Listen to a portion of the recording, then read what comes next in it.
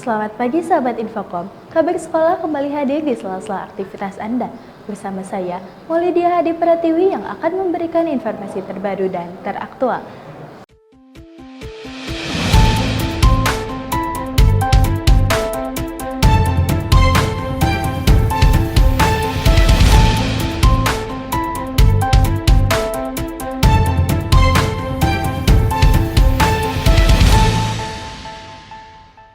Mengintip proses tradisional pembuatan arang di Bogor, meski zaman sudah modern, rumah produksi ini tetap eksis menjaga kualitasnya. Usaha ini pun terus menjaga kebutuhan pasar lokal. Berikut liputannya untuk Anda.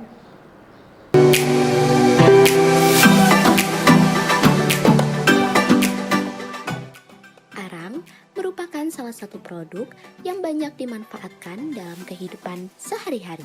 Di sebuah pabrik arang, proses produksi dilakukan secara bertahap, mulai dari penghancuran bahan baku hingga ke proses pengovenan.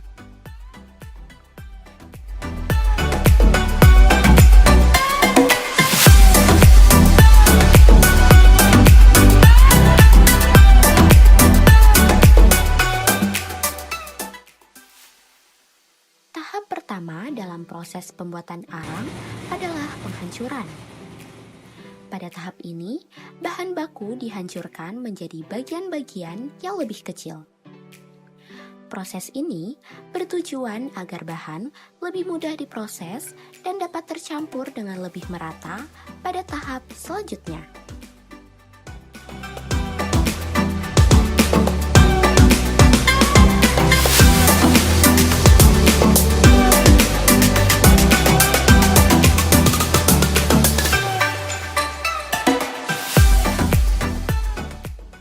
Setelah dihancurkan, bahan kemudian masuk ke tahap pengayakan. Bahan yang sudah dihancurkan disaring untuk memisahkan ukuran yang sesuai. Proses ini dilakukan agar bahan yang digunakan memiliki ukuran yang lebih seragam.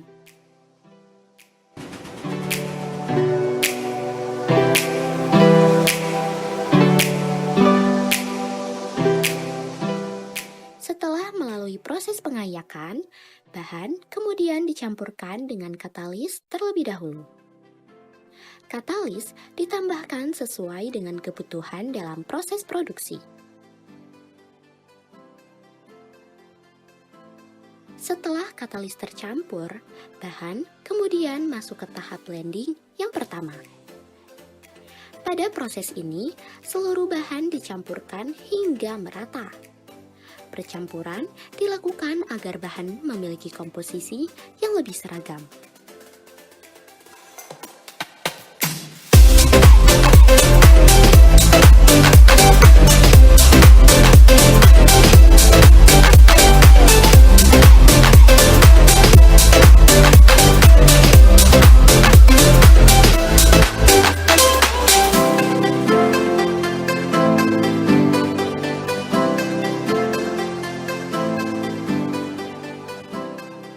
Selanjutnya, dilakukan proses blending yang kedua.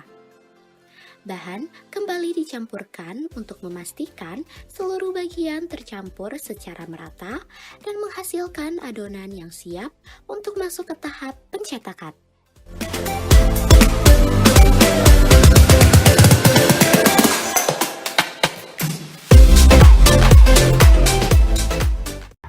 Jadi tergantung ada dua market, kita ada B2C dan juga B2B gitu. Yang kita produksi itu bukan arang secara harfiah gitu ya. Jadi arang yang kita produksi arang batok dari tempurung kelapa, arang kayu, mulai dari proses pembakaran dan sampai proses pengolahan kayak gitu.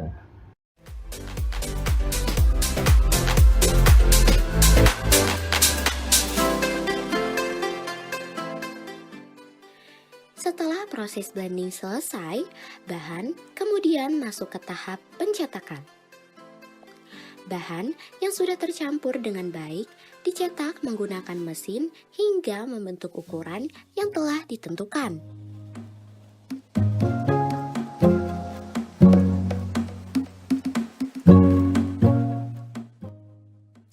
dicetak, bahan kemudian masuk ke proses pemotongan. Hasil cetakan dipotong sesuai dengan ukuran yang diinginkan.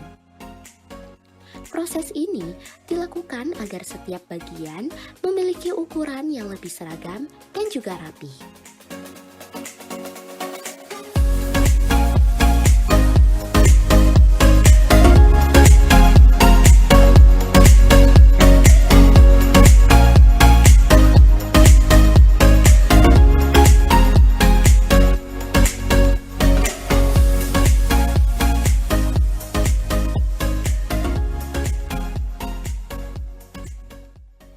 Tahap terakhir dalam proses pembuatan arang adalah pengovenan. Bahan yang telah dicetak dan dipotong kemudian dimasukkan ke dalam oven untuk melalui proses pemanasan. Tahap ini bertujuan untuk mengurangi kadar air dan membantu menghasilkan produk arang yang lebih kering serta siap digunakan.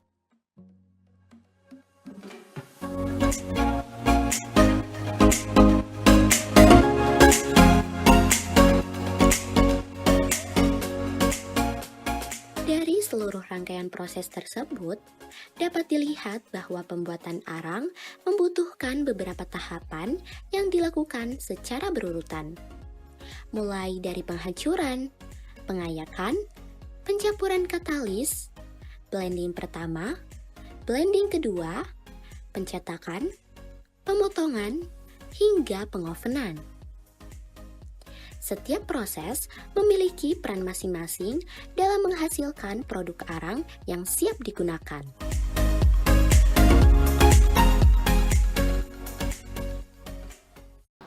Beralih ke situs Ranggapati, meski tersembunyi, tempat ini menjadi saksi bisu peradaban masa lalu yang perlu dijaga kelestariannya. Berikut liputannya untuk Anda.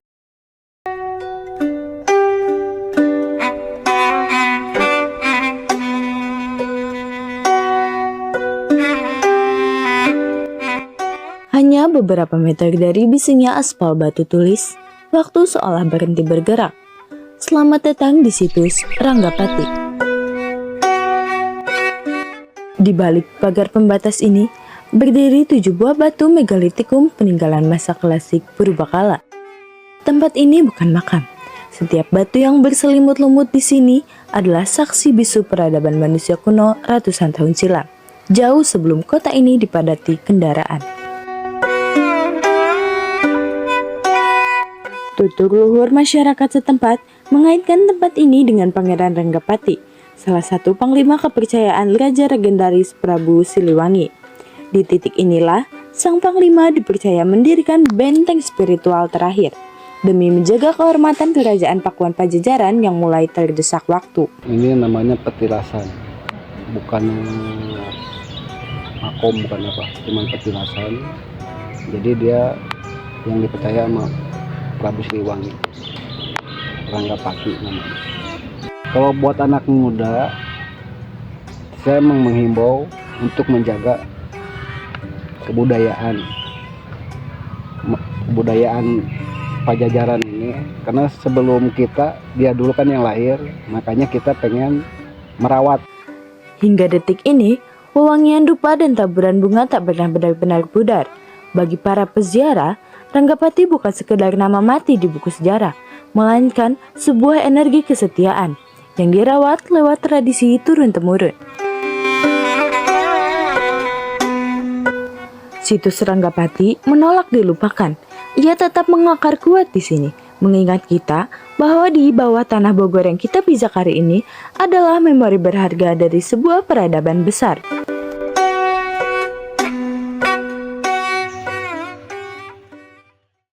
Mengenang kisah pahlawan di Museum Perjuangan Bogor, tempat ini menjadi saksi bisu darah dan keringat pejuang. Tempat ini merekam perjuangan merdeka di kota hujan. Berikut liputannya untuk Anda.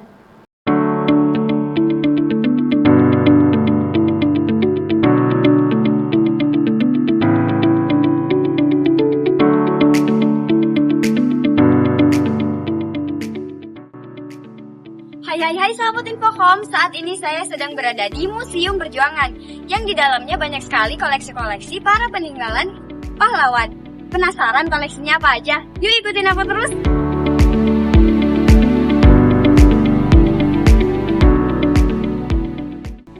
Memasuki ruang pertama, kita disambut oleh diorama-diorama perjuangan. Diorama-diorama ini menggambarkan momen-momen penting dalam sejarah Bogor.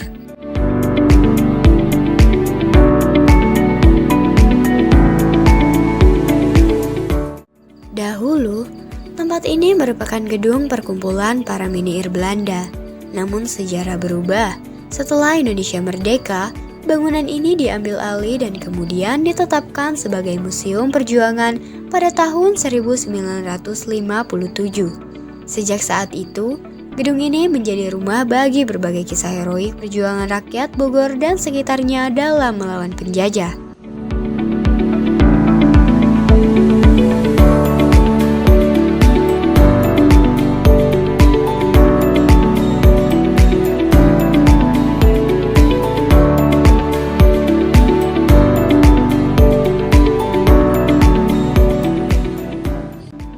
Tak sedikit para pengunjung datang ke museum ini karena ingin tahu lebih detail bagaimana kisah-kisah para pahlawan-pahlawan kita untuk mempertahankan kemerdekaan Indonesia.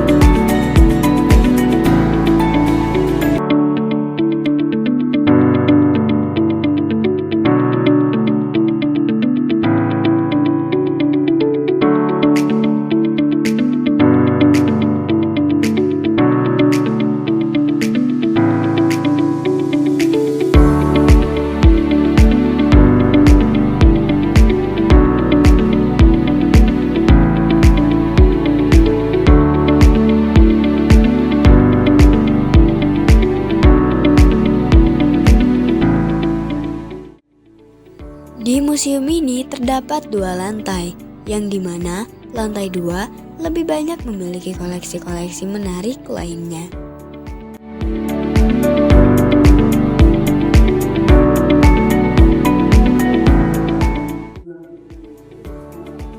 Nah, ini adalah aksi-aksi penting pada masa revolusi fisik.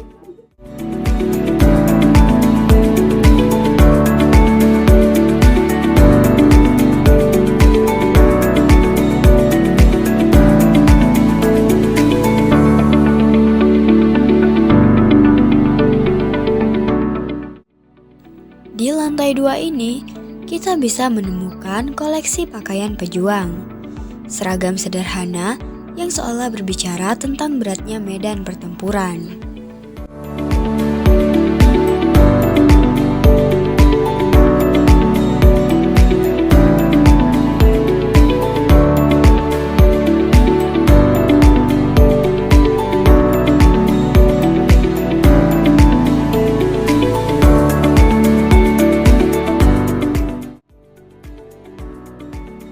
Nah, di sini ada seragam polisi yang dipakai untuk serangan polisi di daerah Bogor dan sekitarnya pada tahun 1945 sampai 1949.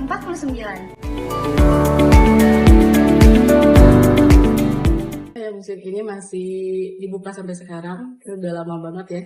Walaupun maksudnya pengunjungnya nggak terlalu banyak, tapi masih bertahan. Alhamdulillah, senang banget masih bisa memperlihatkan anak-anak Museum Perjuangan, di mana di sini kan ada tokoh-tokoh pahlawan, gitu ya. Mungkin yang selama ini mereka tahunya di buku aja, sekarang bisa ngeliat, oh begini, oh alat-alatnya begini, betul-betul.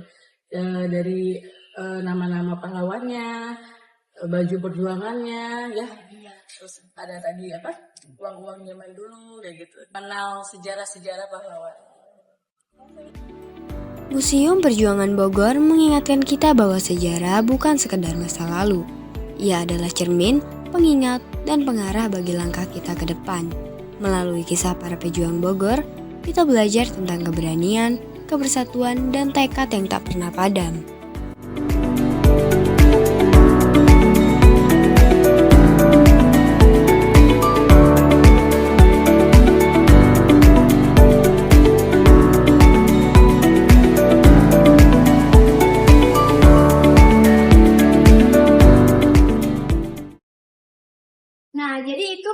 koleksi yang ada di Museum Perjuangan. Saya Najwa Nuradina beserta juru kamera Muhammad Fadel melaporkan untuk kabar sekolah. Informasi tadi sekaligus penutup kabar sekolah hari ini. Saya Maulidia Hadi Pratiwi beserta kru yang bertugas pamit undur diri. Terima kasih dan sampai jumpa.